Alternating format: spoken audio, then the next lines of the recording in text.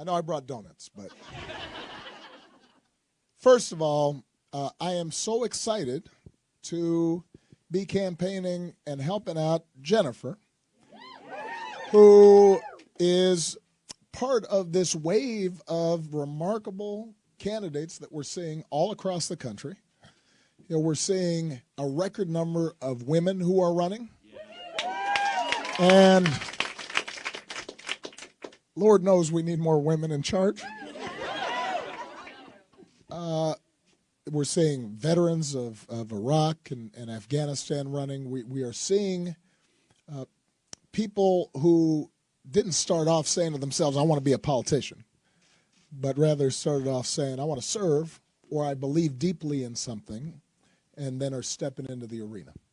And I should also add that as a former state senator, I cannot imagine a better training to be an outstanding public servant than to be a state senator. So I hope everybody's going to be out there working really hard for Jennifer in the weeks to come.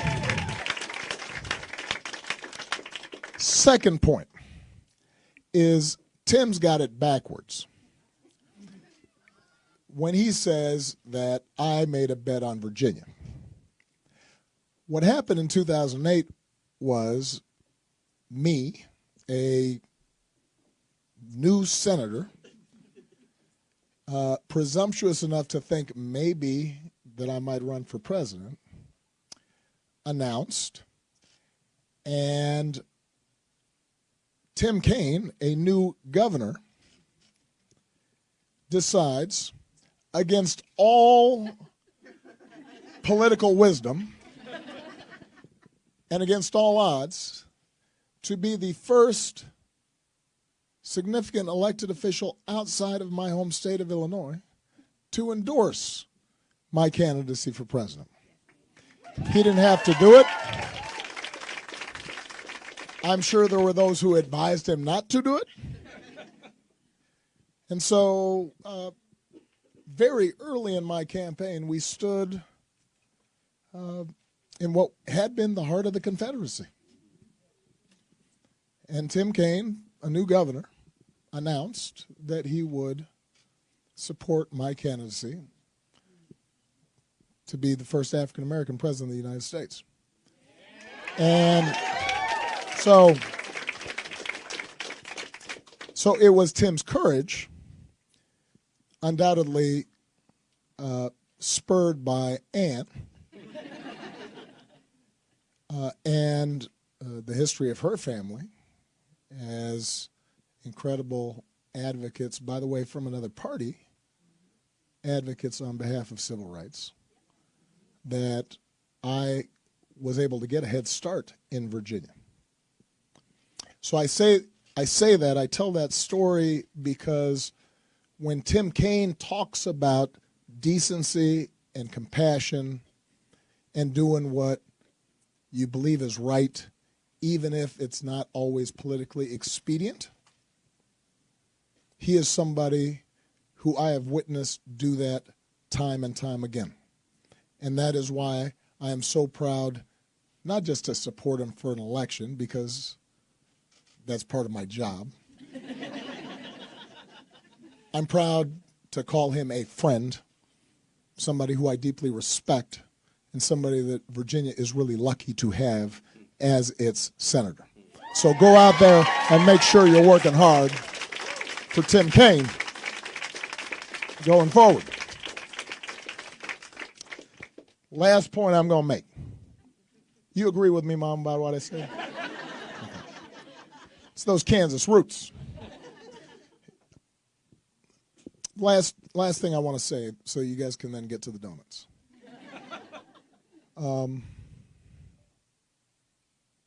Part of the reason I wanted to come here was because I'm looking at all of you, and you remind me of me when I was your age. And I'll bet Tim would say the same thing. Yeah, absolutely. You know, when I got out of college, I'd been kind of a goof-off up until about my junior year. And for some reason, I then kind of looked around and I realized, you know what? I shouldn't just live my life for me. It seems like the people I respect live their lives for some larger purpose. I didn't know yet exactly what that purpose would be. I didn't know exactly what that path would be, but I knew that I had to stop thinking it was always just about me. I had to figure out, how do I hitch my wagon to something larger than myself? And so I got out of college, and I'm looking around, and somehow I got this idea in my head that I'd be a community organizer, even though I didn't really know what that meant. But I knew I wanted to work in low-income neighborhoods, just like Tim decided he wanted to go and work in poor communities in Latin America. I think we were both compelled by this sense, we've been given so much. We have such wonderful parents, and we have the benefits of this extraordinary education, and we've been born in this country in which folks of relatively modest means and obscurity can aspire to something bigger. We should use that to give back something. And so we were out there. I was out there, and half the time I didn't know what I was doing. And the people I was working with gave me probably more than I was able to give them. And I grew up, and I became a man, and I started feeling more responsible for the world around me, and whatever modest influence I had, I felt I had to use that to help a child get a better education, or help a poor family get better housing, or in some ways make this country a little bit more just, and a little bit more generous, and a little bit more kind, and a little bit more tolerant, and make sure that the best animating spirit of this country showed itself in our public lives. And that is what I carried with me all the way through my years as a state senator. That's what I carried with me when I got to the U.S. Senate. That's what I decided I was going to put a bet on when I ran in 2008. And I remember that first race we had in Iowa was based on these young people who were coming from all different walks of life, and were suddenly in farmland in Iowa, and some of them had grown up there, but some of them were coming from Brooklyn and L.A., and they were from all different backgrounds, and suddenly they're talking to farmers and trying to convince them to vote for this guy whose name nobody could pronounce. And I watched them day after day, week after week, month after month, invest in something, and it was like I'd come full circle, because in them I saw myself. And in my campaign I saw what young people can do when they put their minds to it. And so the day before a campaign, or the day before an election, when I get a chance to see folks like you, young people who are showing for the first time what you can do with your voice, and then to have some people who are young at heart that you're joining up with, who are excited for the first time in a long time and are investing in, making their country better. What's more inspiring than that? What's better than that? So, Tim mentioned what's at stake in this election. Look, health care is on the ballot. Jennifer's talked about this. Health care, millions of people. You vote, you might save a life. That's pretty rare where that happens. Making sure working families get a fair shot. That's on the ballot. But most importantly, the character of this country is on the ballot.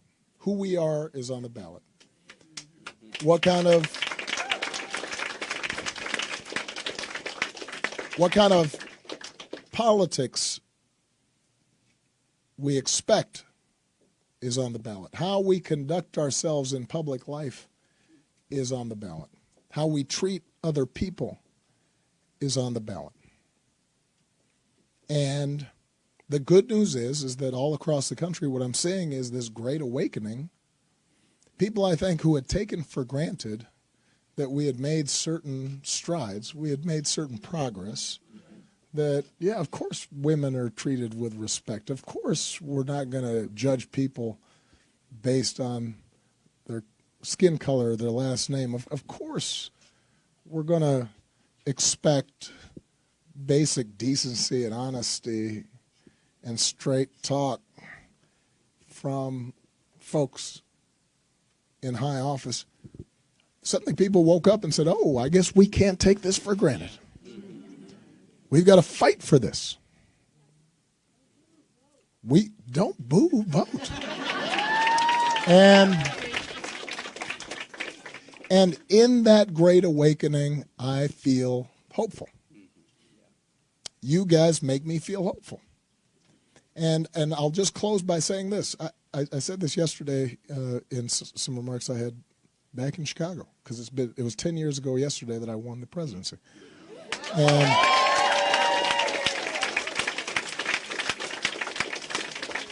And Michelle and I have talked about this. One of the only problems of that glorious night, and we knew it. We could feel it. I remember talking to Tim about it, because Tim was there since he had been there from the beginning.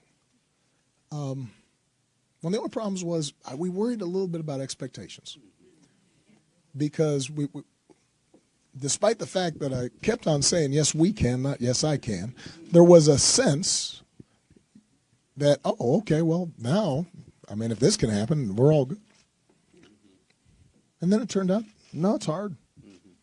There was pushback and backlash, and we were digging ourselves out of a big economic crisis that had been prompted by some of the same policies that we're now seeing this Congress pursue. And so we worried a little bit that maybe folks just kind of just let go and said, okay, he'll handle it. And then folks get disillusioned and they feel like, okay, everything didn't completely transform itself. So maybe hope's overrated, and now we've got to be mean and cynical, and maybe we just don't vote at all. And what I said yesterday was, look, just so you guys aren't confused, because I want you guys to be in this for the long haul. There's a long race making the world better. One election is not going to change everything. Just because Jennifer's in Congress or Tim's back in the Senate doesn't mean suddenly that there's no poverty in America. It doesn't mean that suddenly we're getting all the gun violence out of our schools or our places of worship. It doesn't mean that everybody who desperately needs a job is going to find one right away. It doesn't mean that suddenly climate change is solved. But what it does mean is things start getting better. And better is really important. Better is really good, because if you just get that one family health care, and maybe they don't have to sell their house to make sure a family member's okay. You don't know what that might lead to. That family could do amazing things. You get one guy who doesn't have a job, who suddenly, because of Tim's work or Jennifer's work, gets in a training program and gets a trade, and then comes back home and tells his kids, you know what, I got a job. And the kids suddenly see their dad with a sense of purpose and dignity from work. And those kids do better in school because of it.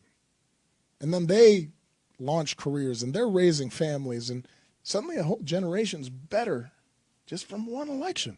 Amen. And you get enough of those things, And you kind of hit a tipping point where suddenly everything gets a little better. Everything feels a little better. People feel a little less angry. People don't turn on each other quite as much. People start thinking, you know what, let me treat somebody the way I want to be treated. And suddenly our public discourse, how we talk to each other, gets a little better. And better's good. Better's important. Better's a start.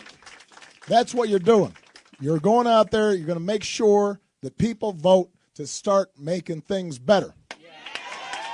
And when you do that, then the spirit of America is going to shine. All right? Let's get to work. We're going to vote for Jennifer. We're going to vote for Tim. Let's make sure everybody else does too.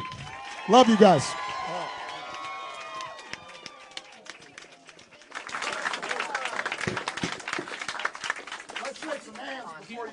Turn around and take a big picture. We're going to take a big picture. Everybody stand up. You guys all stand up, and we'll turn around and then take a picture.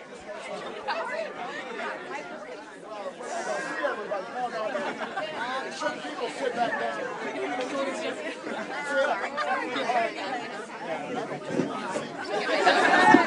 Nobody is. All right. Sit.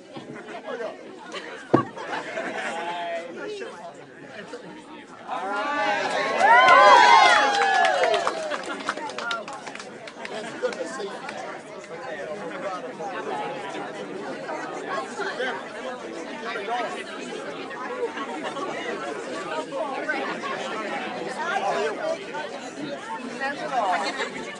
About 10 years ago. No gray hair. No gray hair.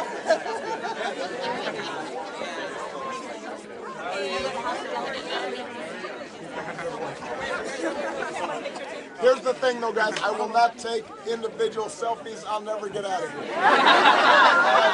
So you guys just gotta let me shake some hands, take pictures while, you know. I know how much you hate. I do. I'm just like that. Down on selfies. Hi, I'm Jennifer from Chicago. I live so. Great to see you, homegirl. I got the Thanks. Hi, President Obama. I just want to say,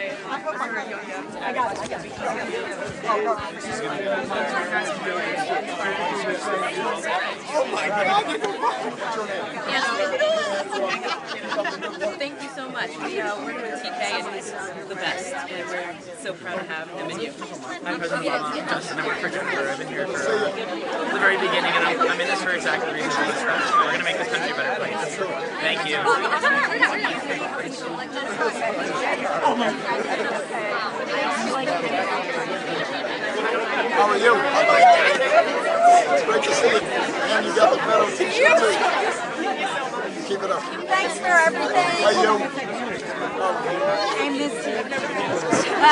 Thank you so much. We do miss you. Jessica. Thanks for the good work. Hi. I worked for you for 8 years. What's your name? Wes.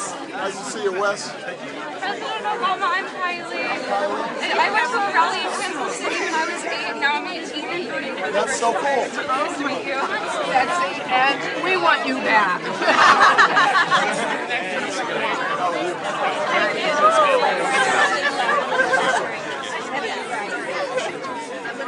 great. How are you, Wes?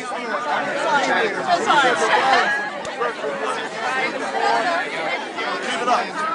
You do great. That's what we got to see.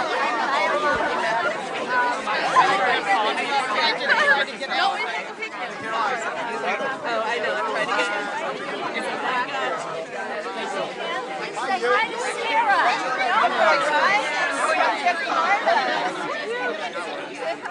Thanks for working so hard for these guys. My family and I miss you so Wow. How are you? You did? Yes, tell her Ronnie Cordova said hi. I will do so. Thanks for coming. Hey, how are you, sir?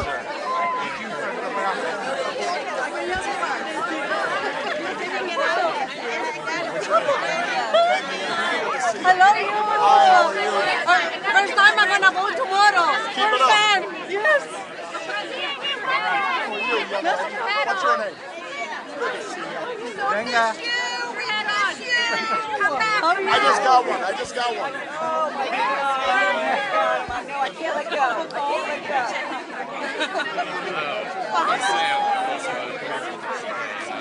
Nice.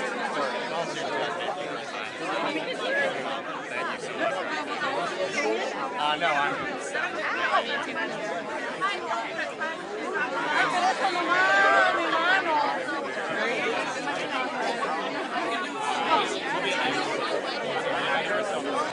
Don't worry. You text out with us.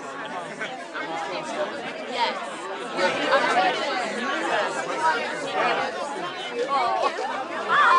I'm good, thank you. I'm English. Thank you. Yeah, no, I've just come to intern on a gap year for Connolly. So, yeah. Oh, I love it. Very different from British politics. I love that. That's true. My name is Caroline, and you're presidential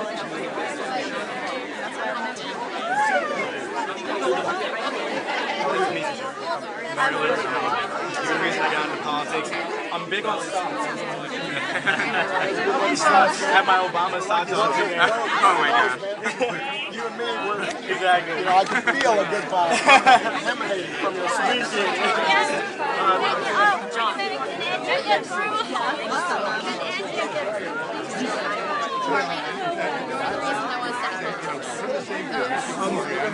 Hi, I'm Zach. Thank you for everything. Now I have a question for you. So I may or may not be skipping a class at GW to be here to come meet you. Can I tell my professor that you think this is important? Awesome. Awesome. Thank you. I appreciate it. You guys,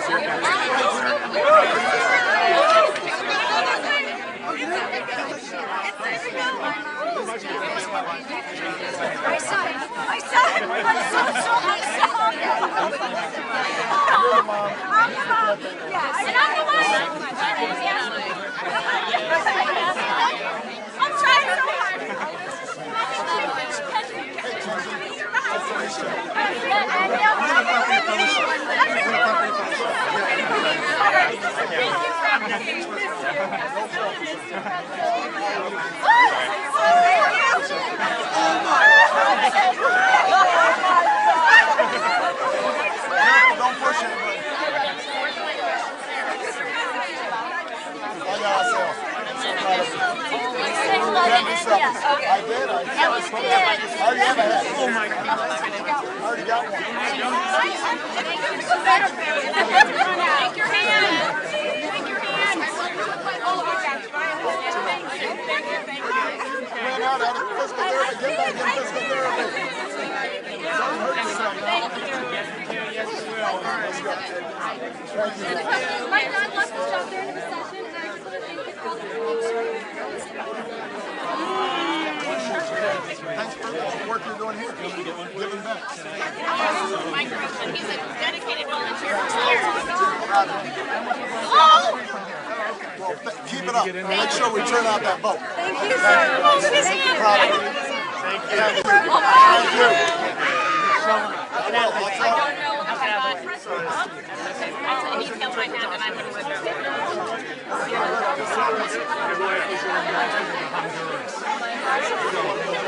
Thank you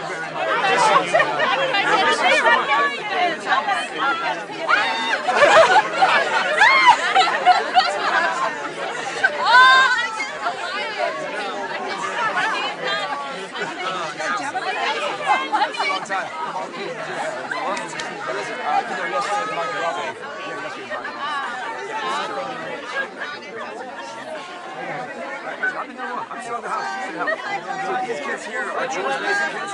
They came to pick up yard signs. They know what you're doing. It's so great to meet you. Get up. No selfies, guys. You can't do it. There's too many people. A handshake of deep appreciation. Good to see you guys. We're proud of you, bro. You guys keep on working. Thank you. Work hard. You're doing it. That's how you start. That's right.